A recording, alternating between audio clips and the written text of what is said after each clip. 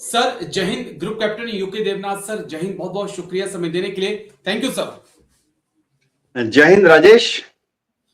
Thank you sir, आपने समय दिया, शुक्रिया इसके लिए। दरअसल बड़ी चर्चा इस वक्त सोशल मीडिया पे हो रही है। कई जो जवान हैं या जेसीओज और कुछ कर्नल रैंक के जो अधिकारी हैं वो एक सवाल उठा रहे हैं। उनका सवाल यह है कि जिस वक्त अग्निवीर स्कीम 2022 में आई, 2021 में जब इस पे चर्चा हो रही थी, उस वक्त जो आर्मी चीफ थे, उस वक्त जो सीडीएस थे, या उस वक्त जो आर्मी कमांडर साहब थे, या एयरफोर्स के चीफ थे, या नेवी के चीफ थे, उन लोगों ने क्यों नहीं पीएमओ को कहा या एमओडी को कहा कि हमें ये स्कीम नहीं चाहिए? आज आप कह रहे हैं कि तमाम जनरल्स कहते हैं कि नहीं, ये स्कीम अच्छी नहीं है। रिटायरमेंट होने के बाद कहते हैं कि नहीं, हम इसको नहीं चाहते थे। लेकिन उस वक्त क्यों इसका विरोध नहीं किया गया? राजेश, बहुत इंटरेस्टिंग सवाल है। देखो, जब भारत सरकार ने अग्निवीर स्कीम लाई, मैं बहुत क्लियर हूं, अग्निवीर स्कीम ना आर्मी लाई, ना एयरफोर्स लाई, ना नेवी लाई।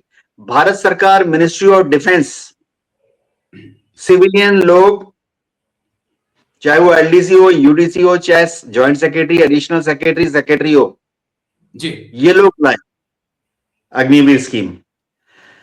शुरुआती दौर में उन्होंने सिर्फ आर्मी के साथ बात की, क्योंकि आर्मी, देखो हमारे पास, हम कहते हैं कि हमारे पास 12 लाख फौज है, इसमें नेवी बहुत छोटा सा हिस्सा है, एयरफोर्स भी मैन पावर हिसाब से बहुत छोटा सा है, 80% मैन पावर आर्मी में है। तो भारत सरकार ने शुरुआती दौर में 2021 की बात है, सिर्फ आर्मी के साथ बात की, सिर्फ और सिर्फ आर्मी के साथ बात की। ओके। और भारत सरकार ने आर्मी के ऊपर थोप दिया, सीडीएस को बुला के कह दिया करो। ऐसा माहौल तैयार किया गया जैसे कि सीडीएस ने कहा है। भारत सरकार ने चीफ ऑफ आर्मी स्टाफ को बुला के कह दिया करो। ऐसा माहौल भारत सरकार ने तैयार किया जैसे कि चीफ ऑफ आर्मी स्टाफ कह रहे हैं कि अग्निवीर लाओ। अच्छा, जब सारा डिसीजन हो गया कि अग्निवीर होना है, अगले साल से होना है, तो साइड से एयरफोर्स और आर्मी को बता दिया गया है कि दोनों छुट भइयों, डिसीजन ले लिया अग्निवीर का। ओके। तो एयरफोर्स और नेवी को डिसीजन मेकिंग प्रोसेस में शामिल नहीं किया गया। डिसीजन बनाने के बाद एयरफोर्स और नेवी के ऊपर बस थोप दिया गया, आप कह सकते हैं। तो लेकिन किसी ने कहा भी नहीं। मेरा पॉइंट तो ये है ना सर कि जो सर्विंग थे उस वक्त, किसी ने नहीं कहा। हमने कभी नहीं सुना कि जो एयर चीफ थे या आर्मी चीफ थे या नेवल चीफ थे, उन्होंने कहा कि नहीं, हम अग्निवीर कंसेप्ट के लिए तैयार नहीं है। देखो, जब एयरफोर्स को पता लगा, मैं आपको इतना तो बता सकता हूं कि हमारे यहां पर, क्योंकि देखो तीनों सर्विसेज में आर्मी में टेक मैन पावर होती है 20%। जी। सिर्फ core of EME, core of signal, core of engineers. Navy में टेक्निकल मैन पावर होती है 60%। एयरफोर्स में टेक्निकल मैन पावर होती है 80%। और एयरफोर्स की जो टेक्निकल मैन पावर होती है वो थोड़ा ज्यादा, टेक्नोलॉजी के हिसाब से देखा जाए थोड़ा ज्यादा कॉम्प्लिकेटेड होती है। हवाई जहाज है, रेडार है, मिसाइल है, ज्यादा होते टेक्नीशियंस। जब एयरफोर्स के ऊपर यह डिसीजन थोपा गया तो एयरफोर्स ने अंदर खाने से, उस वक्त जो हमारे चीफ ऑफ एयर स्टाफ थे, दूसरे जो एयर हेडक्वार्टर में पीएसओ हैं, air officer administration, air officer maintenance, air officer personal, ये 3 मेन हैं, पीएसओ बोलते हैं हम लोग।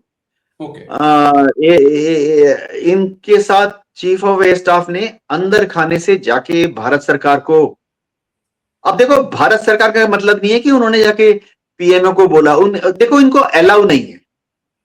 दर्शकों को ये समझना पड़ेगा कि चीफ ऑफ एयर स्टाफ को पीएमओ में जाने का ऑथराइजेशन नहीं है। ये शायद डेमोक्रेसी है, सारी डेमोक्रेसीज में ऐसा होता है। चीफ ऑफ एयर स्टाफ क्या रक्षा मंत्री से मिल सकते हैं? देखो, माहौल ऐसा है कि chief of air staff, chief of naval staff जब रक्षा मंत्री से मिलते हैं तो माहौल वो चाय पीने वाला माहौल होता है कि सर होली में आ जाना, सर दिवाली में आ जाना, हैप्पी बर्थडे सर। ओके। रक्षा मंत्री के साथ जो काम की बातें होती है ना, जी। वो नहीं की जाती हैं। अब दर्शकों को अटपटा लग रहा है, तो काम की बातें किसके साथ करते हैं? Chief of army staff, chief of naval staff काम की बात करते हैं डिफेंस सेक्रेटरी के साथ। और बस वो एक आईएएस होंगे। वो एक आईएएस ऑफिसर होते हैं, और डिफेंस सेक्रेटरी जो हैं उनकी पावर, आई मीन देखो, मैं भी बहुत गौरवान्वित हूं कि मैं डेमोक्रेसी में हूं। हमारे यहाँ civilian control of arm forces supreme है। हमारे यहाँ ये माना जाता है कि army, navy, air force top generals जो हैं सब सिविलियन कंट्रोल में हैं। मुझे बहुत फख्र है इसका। तो जब देखो, ये तो है नहीं कि वो घुस जाते हैं डिफेंस सेक्रेटरी के ऑफिस में। मैं खुद वहां पर काम कर चुका हूं। मेरा काम फाइलों को ले जाना था, और फाइलों को, मैं उच्च पद पे नहीं था। मेरा काम था कि जब बड़े साहब लोग बात करेंगे, जब 3 स्टार एयरफोर्स के, 2 स्टार एयरफोर्स के बात करेंगे, तो मेरा काम था वो उनके लिए फाइलों को ले जाके आगे कमरे के बाहर खड़े रहना। लेकिन मैं आपको बताता हूं, एक तो अपॉइंटमेंट लेनी पड़ती है डिफेंस सेक्रेटरी से बात करने के लिए। और ऐसा नहीं है कि बस क्योंकि आप चीफ ऑफ एयर स्टाफ हैं तो बस कार चालू की, आप पहुंच गए डिफेंस सेक्रेटरी के ऑफिस के बाहर, कार से उतरे। नेवी का चीफ भी ऐसा नहीं कर सकता है, अपॉइंटमेंट लेनी पड़ती है डिफेंस सेक्रेटरी से मिलने के लिए। दूसरी चीज है कि सिस्टम ऐसा है कि डिफेंस सेक्रेटरी को आपको पहले से ही बोलना होता है कि एजेंडा पॉइंट क्या है। ठीक है, नेवल चीफ हो, आप डिफेंस सेक्रेटरी से मिलना चाहते हो, 15 दिन पहले बताओ कि मुद्दा क्या है। मुद्दा क्या? और फाइलों पर पहले से ही उस मुद्दे पे 15 दिन पहले, 7 दिन पहले फाइलों पर डिस्कशन हो जाता है। तो ये नहीं है कि विरोध नहीं किया गया, लेकिन देखो, जो विरोध होता है किसी भी डेमोक्रेसी में, वो army chief, air force chief, naval chief फाइलों में आग नहीं लगा सकते। ओके। मैं अगर इसको सिंपल भाषा में कहूं। जी चलिए, बड़ा इंटरेस्टिंग है। लेकिन शायद अगर, क्योंकि आज बहुत विरोध के स्वर उठ रहे हैं, तो कई लोगों का कहना है ये कि काश उस वक्त आपने आवाज उठाई होती तो आज इतना बड़ा ये जो अग्निपथ, अग्निवीर लेकर आई है सरकार, ये युवाओं के साथ इतना बड़ा खिलवाड़ नहीं होता। लेकिन शुक्रिया, बहुत बहुत शुक्रिया देवनाथ सर, आपने समय दिया और तीनों ही मुद्दों पर इतनी गंभीरता से बात रखी।